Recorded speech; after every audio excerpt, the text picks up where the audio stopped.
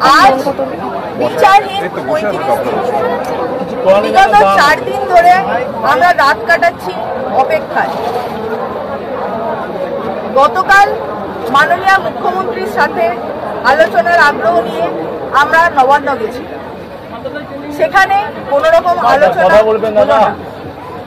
এই আলোচনার দিকে তাকিয়েছিলাম আমরা, তাকিয়েছিলেন আপামর পশ্চিমবঙ্গবাসী। আমরা সবাই হতাশ।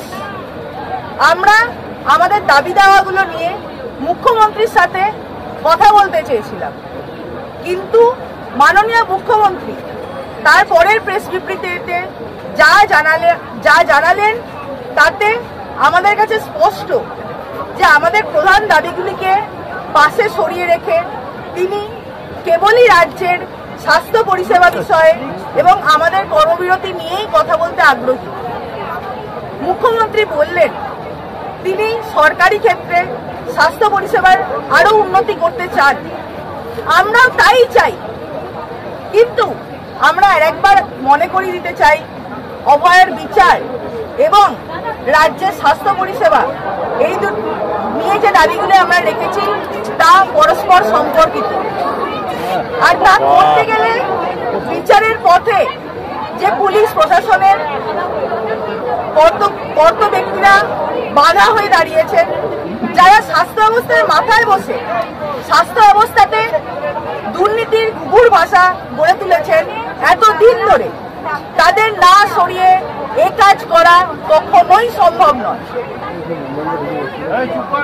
এই বিষয়ে আমাদের 1, 2, 3, 4, 5টি সুস্পষ্ট দাবি আছে, যা অভয়ের ন্যায় বিচারের জন্য, স্বাস্থ্য কর্মীদের, রোগী এবং তাদের পরিবার সকলের নিরাপত্তার জন্য এবং সর্বোপরি পশ্চিমবঙ্গের সুষ্ঠু রোগী পরিষেবার জন্য অপরিহার্য বলে আমরা মনে করি। তাহলে আমাদের দাবিগুলো ঠিক কি? আরেকবার সকলকে এবং মাননীয় মুখ্যমন্ত্রীকে মনে করিয়ে দেওয়ার প্রয়োজন। আমাদের প্রথম দাবি অভয়ের ন্যায় বিচার এবং দ্রুত তদন্ত। আমরা মনে করি সিবিআই এবং মহামান্য সুপ্রিম কোর্টের আওতায় এই বিষয়টি থাকায় এটি নিয়ে আমরা সমস্ত দাবি এবং আলোচনা আমরা সেই উপযুক্ত জায়গাতেই রাখব। সন্দীপ ঘোষ সহ সমস্ত স্বাস্থ্য অধিকর্তা যারা আরজি করের ঘটনাস্থল এবং সংলগ্ন অঞ্চলগুলিতে ভাঙচুরের নির্দেশ দিলেন এবং যাদের নিষ্ক্রিয়তায় আমরা সক্রিয় অংশগ্রহণে রাজ্যের স্বাস্থ্যক্ষেত্রের গভীর দুর্নীতি এবং ভয়ের রাজনীতি বাসা বেঁধেছে, সেই DME, DHS, principal health secretary যাদের জন্য আমাদের হাসপাতালগুলি এখনো নিরাপদ নয়, এদের সবাইকে WBA-CCA 1971 এর আওতায় এনে ক্রিমিনাল প্রসিডিংস করে শাস্তি দিতে হবে। যে সমস্ত পুলিশ কর্তারা দুর্ঘটনাস্থলকে সুরক্ষিত রাখতে পারেননি, যার নিয়ন্ত্রণে থাকা অবস্থায় দুর্ঘটনাস্থলে নির্মাণের নামে ভাঙচুর হয়েছে, দুষ্কৃতীরা অবস্থান মঞ্চ, এমার্জেন্সি সহ কলেজের সরকারি সম্পত্তি ভাঙচুর করেছে, নার্স, ডাক্তারি পড়ুয়াদের হুমকি দিয়েছে এবং তারা নীরব দর্শক থেকেছে, সেই কলকাতা পুলিশের সিপি বিনীত গোয়েলকে অপসারণ করতে হবে। ডিসিপি নর্থ অভিষেক গুপ্তা, যিনি সদ্য সন্তান হারা মা বাবাকে টাকা দিতে চেয়েছেন, এবং ডিসিপি সেন্ট্রাল, যিনি ঘটনার তথ্য নিয়ে এবং কলেজে কলেজে অপরাধ চক্রের সাথে জড়িত অভিজ্ঞ, যে কিনা সেই দিন ঘটনাস্থলে উপস্থিত ছিল, তাকে আড়াল করার জন্য মিডিয়ার সামনে ক্রমাগত মিথ্যা বলেছে। এদের দুজনের বিরুদ্ধেই শাস্তিমূলক পদক্ষেপ নিতে হবে। সমস্ত সরকারি হাসপাতাল ও চিকিৎসা ক্ষেত্রে সকল স্বাস্থ্যকর্মী, রোগী ও রোগীর পরিবার পরিজনের এবং সর্বোপরি মহিলাদের জন্য নিরাপত্তা সুরক্ষিত করতে হবে। কলেজে অন ডিউটি ডাক্তার ও কর্মীদের থাকার জন্য যথাযথ অনকল রুম, মহিলা এবং পুরুষ কর্মীদের পৃথক বাথরুম, পর্যাপ্ত এবং উপযুক্ত জায়গায় সিসিটিভি সহ পরিকাঠামোগত উন্নতি চাই। আমরা মনে করি রোগী পরিষেবা সুনিশ্চিত করতে না পারলে নিরাপত্তা কোনোভাবেই দেওয়া সম্ভব নয়। এই বিষয়ে আমাদের কয়েকটি প্রস্তাব রয়েছে। প্রাইমারি ব্লক স্তরে সরকারি স্বাস্থ্য পরিকাঠামোকে শক্তিশালী করতে হবে, যাতে কোনো সাধারণ মানুষকে তার গ্রাম বা মফস্বল থেকে ছোটখাটো অসুস্থতা নিয়ে ছুটে আসতে না হয় একদিনের কাজ বন্ধ করে। কার্যকরী রেফারেল সিস্টেম চালু করতে হবে, যাতে কোনো রোগীকে এই হাসপাতাল থেকে ওই হাসপাতাল ঘুরে ঘুরে হয়রান না হতে হয়। প্রফেশনাল কাউন্সিলর পদে নিয়োগ করতে হবে, যাতে সাধারণ মানুষকে তার অসুবিধা ও জটিলতা থেকে রেহাই দেওয়া যায়। পোস্ট 2013 অনুযায়ী কলেজে কলেজে আইসিসি তৈরি করতে হবে, যাতে কলেজে কোনো মহিলার ওপর যৌন নির্যাতনের ঘটনার দ্রুত নিষ্পত্তি করা যায়। 5. কলেজে ভয়ের রাজনীতি, যা স্বাস্থ্যকর্মী সহ রোগী এবং রোগীর পরিবারকে অশেষ যন্ত্রণার সম্মুখীন করছে, তাকে সমূলে উৎপাদিত করতে হবে। এর জন্য কলেজে কলেজে নির্বাচিত ছাত্রছাত্রী সংসদ ও রেসিডেন্ট ডক্টরদের সংগঠন তৈরি করতে হবে। সিদ্ধান্ত গ্রহণকারী ডিসিশন মেকিং বডি, যেমন কলেজ কাউন্সিল ও রোগী কল্যাণ সমিতিতে নির্বাচিত ইউনিয়ন ও আরটিএর প্রতিনিধি রাখতে হবে। স্বচ্ছ ও সুষ্ঠু WBMC নির্বাচন করতে হবে। এর সাথে আমরা আরো দুটো বিষয়ে আলোকপাত করতে চাই। মাননীয় রাষ্ট্রপতির কাছে ইমেল সংক্রান্ত যে খবরটি রটেছে, সেটির ক্ষেত্রে আমরা বলতে চাই, হ্যাঁ, আমরা মাননীয় রাষ্ট্রপতিকে গতকাল সকালে একটি মেল পাঠিয়েছি, ঠিক যেমন গত 9 তারিখে এর আগে আমরা সুপ্রিম কোর্টের কাছেও আমাদের দাবিগুলিকে মেল করেছিলাম। আইনিভাবে ও শান্তিপূর্ণ আন্দোলনের পথে বিচার পেতে সমস্ত সরকারি ও আইনি দরজাতেই আমরা কড়া নেড়ে চলেছি। কিন্তু কিছু মিডিয়া এই খবরে বিভ্রান্তি সৃষ্টি করে বলছে যে গতকাল মুখ্যমন্ত্রীর ব্যবহারে হতাশ হয়ে আমরা প্রেসিডেন্ট, প্রধানমন্ত্রী, স্বরাষ্ট্রমন্ত্রীর হস্তক্ষেপ চাইছি।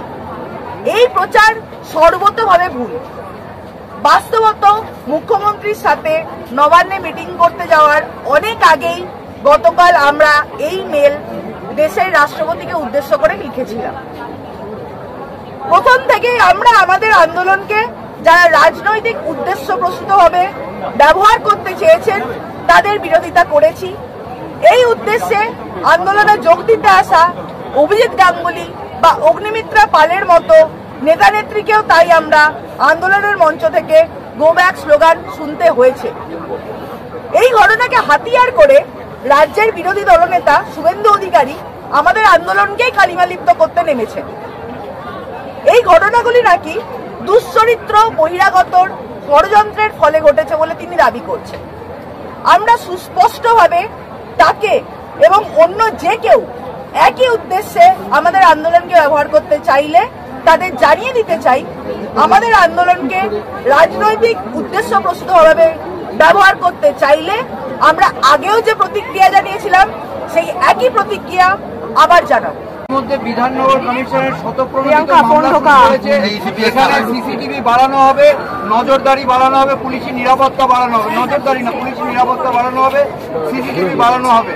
শতপ্রণোদিত মামলা শুরু করেছে। বহিরাগতদের প্রবেশ নিষেধ করার কথা বলছে। প্রথমত তো এই যে আন্দোলন, এটা বাংলার মানুষের আন্দোলন। একটু জোরে বলুন। প্রথমত এই আন্দোলন বাংলার মানুষের আন্দোলন। জোরে শোনা যাচ্ছে না কিছু। এখানে এই আন্দোলনে কেউ বহিরাগত নয়। এই আন্দোলন সমগ্র বাংলা মানুষের আন্দোলন। রইল বাকি একজন ব্যক্তির বিষয়, যাকে নিয়ে আমাকে কোশ্চেন করা হলো। আমরা একটি অরাজনৈতিক লড়াইয়ে লড়ছি। সেখানে একটি রাজনৈতিক দলের কোনো মুখপাত্র কি বললো কি না বললো, তার প্রশ্নের উত্তর দিতে আমরা সবসময় ইচ্ছুক বোধ করি না। আমাদের যা বলার সেগুলো আমরা প্রেস স্টেটমেন্টের মাধ্যমে জানাই। আমাদের যা দাবি সেগুলো আমরা অ্যাডমিনিস্ট্রেটিভ পোস্ট এবং যেগুলো দায়িত্বের জায়গা সেখানে জানাই। এখানে কোনো ধরনের এই বার্তা আমরা নিতে চাই না। এরা দুজনাই তোমাদের বুদ্ধি জোগাচ্ছে, আবার এরাই হামলার ছক করছে শাসককে বিব্রত করার জন্য। আমি একটা সোজা কথা এটা বলতে চাই যে আমাদের কাছে মানুষ বাম প্রতিবাম রাম, আমাদের কাছে বাংলার মানুষ। আজকে মুখ্যমন্ত্রী মমতা বন্দ্যোপাধ্যায় একটি পোস্ট করেছেন, বলেছেন জুনিয়র ডাক্তারদের কর্মবিরতিতে ব্যাহত পরিষেবায় 29টি মূল্যবান প্রাণ হারিয়েছে।